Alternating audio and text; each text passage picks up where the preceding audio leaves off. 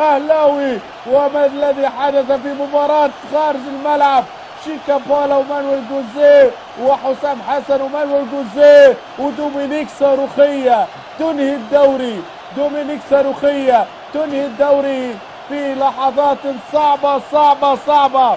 والأهلي يعدل، والأهلي يعدل.